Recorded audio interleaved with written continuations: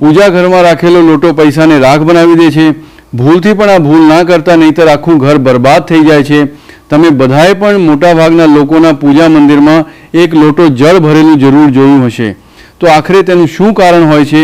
શું પૂજા ઘરના મંદિરમાં લોટો જળ રાખવો જોઈએ કે નહીં? આની સાથે જ જે લોકો પોતાના પૂજા મંદિરમાં એક લોટો જળ ભરીને રાખે છે, તો આ લોટો કઈ ધાતુનો હોવો જોઈએ? પિત્તળ, તાંબુ કે બીજું કંઈ?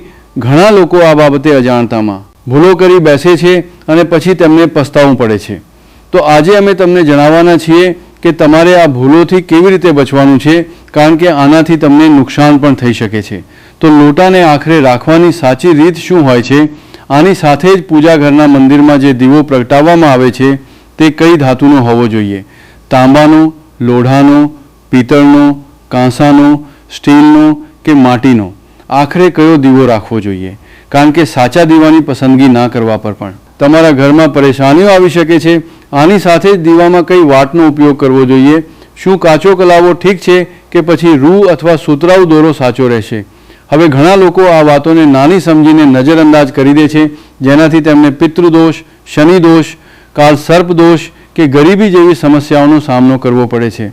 આની સાથે જ ઘણા લોકો પ્રશ્ન પૂછે છે કે ગુરુજી, મુખ્ય દ્વાર પર જળ છાંટવાનો સાચો સમય અને રીત કઈ છે? શું આ સ્નાન કર્યા પછી છાંટવું જોઈએ કે સ્નાન કર્યા વગર પણ કરી શકાય છે? અને શું સાવરણી લગાવતા પહેલાં જળ છાંટવું જોઈએ કે પછી?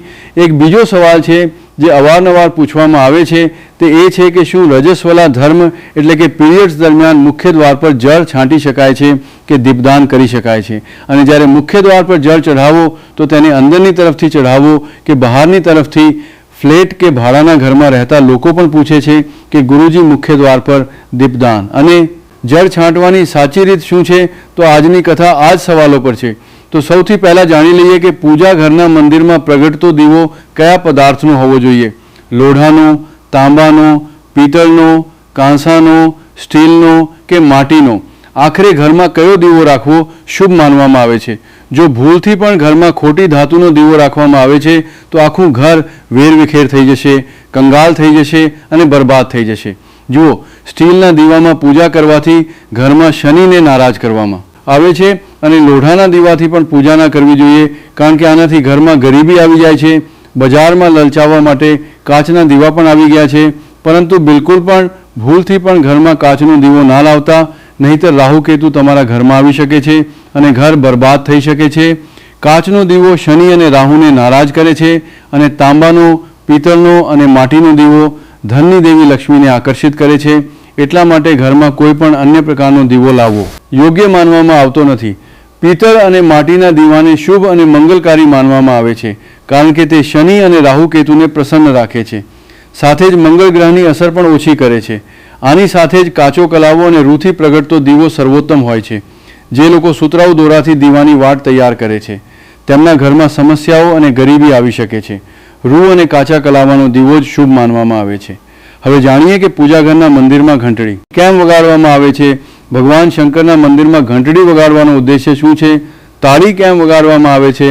તો શાસ્ત્રો અનુસાર જ્યારે પણ તમે મંદિરમાં કે ઘરના પૂજા મંદિરમાં ઘંટડી વગાડો છો તો શિવ મહાપુરાણ, લિંગ પુરાણ અને વિષ્ણુ પુરાણમાં કહેવામાં આવ્યું છે કે ઘંટડીનો નાદ કરતા જ જેટલા તીર્થ છે, સાધક જે સાધના કરી રહ્યા છે, જપ અને તપ થઈ રહ્યા છે, જેટલા દાન કરવામાં આવી રહ્યા છે, તે બધાનું પુણ્ય ફળ તે સમયે તમારા ખાતામાં જમા થઈ જાય છે. હવે મંદિરમાં તાળી વગાડવાનું મહત્વ પણ સમજો. જ્યારે લોકો ભજન કરી રહ્યા હોય છે, સાધનામાં હોય છે, અભિષેક કરી રહ્યા હોય છે કે પૂજામાં વ્યસ્ત હોય છે, તો 3 વાર તાળી વગાડવાથી તેમનું આખું પુણ્ય આપણા ખાતામાં આવી જાય છે, જેનાથી આપણું ભાગ્ય ઉજ્જવળ થઈ જાય છે. એક મહત્વની વાત એ છે કે ઘરમાં ગરુડ ઘંટડીનો નાદ કરવો ખૂબ જ શુભ માનવામાં આવે છે, પણ બાળકોને રમત તરીકે ઘંટડી આપવામાં આવતી નથી, કારણ કે ઘંટડીનો નાદ કરતી વખતે બધાનું પુણ્ય આપણા ખાતામાં આવી જાય છે. એટલા માટે ઘંટડીનો નાદ માત્ર પૂજા અને ભજન સમયે જ કરવો જોઈએ. તેને રમત રમકડાના રૂપમાં ના લેશો. મંદિરમાં ઘંટડી વગાડવાની રીત પણ મહત્વની છે.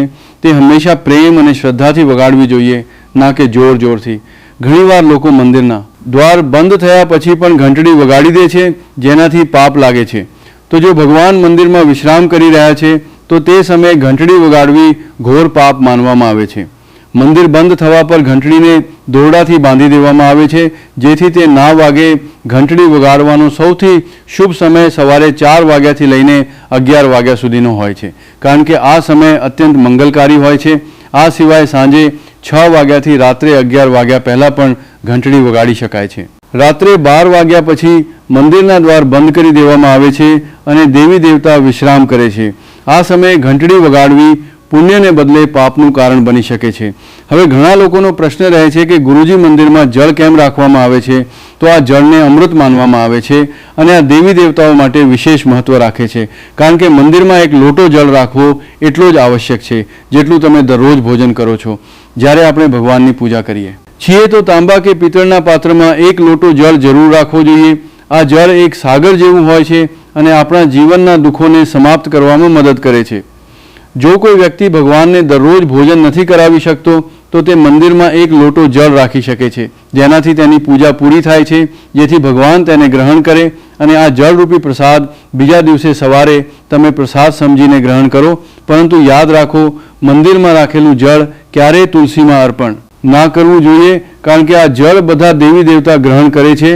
જો તમારા ઘરમાં લાડુ ગોપાલ કે રાધા કૃષ્ણ છે અને તમે 1 લોટો જળ તેમના માટે અર્પણ કરો છો તો તમે બીજા દિવસે એટલે કે સવારના સમયે તે જળ તુલસીમાં ચઢાવી શકો છો. મંદિરમાં રાખેલું જળ બીજા દિવસે એટલે કે સવારે પોતાની આંખો ધોવા માટે ઉપયોગ કરો. આનાથી આંખોની રોશની વધે છે અને આંખોની બીમારીઓ દૂર થાય છે. આની સાથે જ જે લોકો મંદિરમાં 1 લોટો જળ ભરીને નથી રાખતા તેમના ઘરમાં દુકાળ પડી જાય છે, ઘરની સ્થિતિ ખરાબ થઈ જાય છે, પરિવારમાં મુસીબતો આવી જાય છે અને ગરીબીનો સામનો કરવો પડે છે. તમે ઈચ્છો તો 1 લોટા જળમાં ફૂલ વગેરે નાખીને રાખી શકો છો, જે ખૂબ શુભ માનવામાં આવે છે. મંદિરમાં રાખેલા જળનો એક બીજો ઉપયોગ એ છે કે તેને ઘરના રસોડામાં રસોઈ બનાવવામાં કે પીવામાં પણ ઉપયોગ કરી શકો છો. પરંતુ આ જળ ત્યારે જ ઉપયોગ કરો જ્યારે તમારા ઘરમાં સાત્વિક ભોજન બનતું હોય. જો લસણ કે ડુંગળીનો ઉપયોગ થતો હોય તો આ જળનો પ્રયોગ રસોઈ બનાવવામાં ના કરો. આ જળને પરિવારના બધા સભ્યો થોડી થોડી માત્રામાં પી શકે છે અને વધેલું જળ તમે ઘરના છોડમાં નાખી શકો છો. આ જળ વ્યર્થ નથી જતું. આના ઘણા બધા ઉપયોગો હોય છે. જો આપણે સાચી રીતે આનો પ્રયોગ કરીએ તો આ આપણા જીવનની પરેશાનીઓને ઉકેલી શકે છે. મંત્રોથી અભિમંત્રિત જળ ખૂબ શક્તિશાળી હોય છે અને આપણા ઘરના મંદિરમાં રાખેલું જળ દેવતાઓનો આશીર્વાદ હોય છે, કારણ કે તે હંમેશા દેવતા પાસે હોય છે. આ જળમાં બધી સકારાત્મક શક્તિઓ સમાયેલી હોય છે અને જો આપણે આનો સાચો પ્રયોગ કરીએ તો આ આપણા જીવનમાં સકારાત્મક પરિવર્તન લાવી શકે છે. એટલે કે તમે જળને પીવામાં, રસોઈ બનાવવામાં, ઘરમાં છંટકાવ કરવામાં ઉપયોગ કરો છો તો આનાથી આપણી સમસ્યાઓનું સમાધાન થાય છે અને જો કોઈ પણ કાર્ય નિયમિત રીતે કરવામાં આવે છે તો આપણને તેનો લાભ જરૂર મળે છે. ક્યારેક ક્યારેક કરશો તો એટલો લાભ દેખાશે નહીં, પરંતુ જો તમે નિયમ બનાવી લો કે દરરોજ તે જ જળથી ઘરમાં છંટકાવ કરવાનો છે, ઘરની દરેક વ્યક્તિને થોડું થોડું પીવા માટે આપવાનું છે, વધેલું જળ છોડમાં નાખવાનું છે, દુકાન પર છાંટવાનું છે, વ્યાપારી સ્થળ પર છંટકાવ કરવાનો છે, બાળકોના પુસ્તકો અને તિજોરીમાં છંટકાવ કરવાનો છે, તો તમને ચોક્કસ જ ચમત્કાર જોવા મળશે. આવી જ રીતે જે રસોડામાં રાખેલું જળ હોય છે તેનો છંટકાવ તમે તમારા ઘરના મુખ્ય દ્વાર પર કરો તો આનો લાભ ખૂબ જલ્દી જોવા મળશે. પરંતુ આને તમારા રૂટીનમાં સામેલ કરવું પડશે અને પ્રતિદિન નિયમથી આ કાર્ય કરવું પડશે, ત્યારે જ તમને લાભ મળશે. ઘણા લોકોના સવાલ હોય છે કે ગુરુજી મંદિરમાં રાખેલું જળ જ્યારે આપણે બીજા દિવસે ઉઠાવીએ છીએ તો તેમાં ક્યારેક ક્યારેક જીવડા પડી જાય છે, તો શું આપણે તેને ઢાંકી શકીએ છીએ? હા, તમે તેને પૂજા પછી કોઈ પ્લેટ કે વાટકીથી ઢાંકી શકો છો. જ્યારે તમે બીજા દિવસે તે જળને ઉઠાવશો તો તે બિલકુલ શુદ્ધ અને સાફ સુથરું હશે. તમે આ જળનો પ્રયોગ કોઈ પણ કાર્યમાં કરી શકો છો. જ્યારે પણ તમે ઘરના મુખ્ય દ્વાર પર જળ છંટકાવ કરો તો ભગવાન ગણેશના મંત્ર ઓમ ગણપતયે નમઃ જરૂર બોલો. હવે આ સિવાય કેટલાક લોકો પૂછે છે કે મંદિરમાં જળ રાખવું જરૂરી છે કે નહીં અને રાખેલું જળ શું કરવું જોઈએ? તો શાસ્ત્રો અનુસાર ઘરના મંદિરમાં 1 લોટો જળ રાખવો ખૂબ જરૂરી છે. જળ ઉર્જાને સંચિત કરે છે. જ્યારે તમે પૂજા કરો છો, મંત્ર જપો છો કે ભગવાનને પ્રાર્થના કરો છો તો આ બધી જ ઉર્જા તે જળમાં સમાઈ જાય છે. આ જ કારણ છે કે મંદિરમાં જળ રાખવું આવશ્યક છે. એટલા માટે સવારની પૂજા દરમિયાન 1 લોટો જળ મંદિરમાં અવશ્ય રાખો અને દીવો પ્રગટાવો. આ અગ્નિ અને જળના સંતુલનનું પ્રતીક છે. પૂજા પછી આ જળનો ઉપયોગ શુભ કાર્યોમાં કરો, જેમ કે છોડમાં નાખવું કે ઘરમાં છંટકાવ કરવો. આ સકારાત્મક ઉર્જાને વધારે છે. સવારની પૂજા સમયે આપણે મંદિરમાં જળ રાખીએ છીએ આગલી સવારે જ્યારે તમે પૂજા કરવા જાઓ છો તો સૌથી પહેલાં તે જળનો ઉપયોગ કરો. તમે આખા ઘરમાં તે જળનો છંટકાવ કરી શકો છો. આ જળ તમારા ઘરને શુદ્ધ કરે છે, કારણ કે આ સકારાત્મક ઉર્જાથી ભરેલું હોય છે. આનાથી ઘણી બીમારીઓ પણ દૂર થઈ જાય છે અને ઘરમાં નકારાત્મક ઉર્જાનો પ્રવેશ નથી થતો. જો તમે નિયમિત રૂપે આ જળનો છંટકાવ કરો છો તો તમારા ઘરની સમસ્યાઓ ધીરે ધીરે ખતમ થવા લાગે છે. ક્યારેક લોકો એવી ફરિયાદ કરે છે કે દવાઓ અસર નથી કરતી. એવામાં જો દવાઓની સાથે સાથે રોગીને આ જળ પીવડાવી દેવામાં આવે તો દવાઓ જલ્દી અસર કરવા લાગે છે. આવી જ રીતે જો પરિવારમાં કલેશ અને ઝઘડા રહેતા હોય તો પરિવારના બધા સભ્યો આ જળને થોડું થોડું પી શકે છે. આનાથી ધીરે ધીરે સકારાત્મક વિચારોનો પ્રવાહ શરૂ થાય છે અને ઘરમાં શાંતિ અને તાલમેલ આવે છે. જો તમારો કોઈ વ્યવસાય છે કે દુકાન છે તો આ જળનો થોડોક છંટકાવ ત્યાં પણ કરો. આ તમારા વ્યવસાયને સફળ બનાવે છે અને કોઈ પણ પ્રકારની પરેશાનીથી પણ બચાવે છે, કારણ કે આ જળ અત્યંત સકારાત્મક ઉર્જાથી ભરેલું હોય છે. હવે એ પણ જાણી લઈએ કે મુખ્ય દ્વાર પર જળ છાંટવાનો સાચો સમય અને વિધિ શું છે.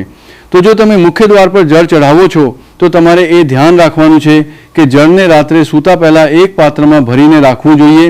તમે કોઈ પણ પાત્ર લઈ શકો છો, જેમ કે તાંબા, પિત્તળ, સ્ટીલ કે ચાંદીનું. જો ગંગાજળ ઉપલબ્ધ હોય તો તેને થોડી માત્રામાં નાખો અને પછી શુદ્ધ જળથી પાત્ર ભરી દો. જો ગંગાજળ નથી તો માત્ર શુદ્ધ જળ પણ પૂરતું છે. હવે આ જળથી ભરેલા પાત્રને તમે તમારા ઘરના રસોડામાં રાખી દો અને સવારે ઉઠીને આ જળનો છંટકાવ તમે તમારા ઘરના મુખ્ય દ્વાર પર કરો. મુખ્ય દ્વાર પર સવારે સૌથી પહેલાં છાંટવામાં આવેલું જળ ઘરની બધી સમસ્યાઓને દૂર કરે છે.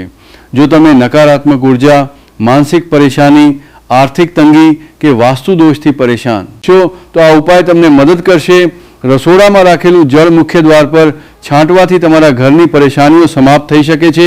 આ ઉપાય માત્ર વાસ્તુ દોષ અને પિતૃદોષને જ સમાપ્ત નથી કરતો, પરંતુ તંત્ર મંત્ર કે ખરાબ નજરના પ્રભાવને પણ ખતમ કરવામાં સહાયક છે. આ ઉપાયને નિયમિત કરવાથી ઘરમાં સુખ સમૃદ્ધિ જળવાઈ રહે છે અને બીમારીઓમાંથી પણ મુક્તિ મળે છે. તમારે આ જળ સૂર્યોદય પહેલાં મુખ્ય દ્વાર પર છાંટવું જોઈએ.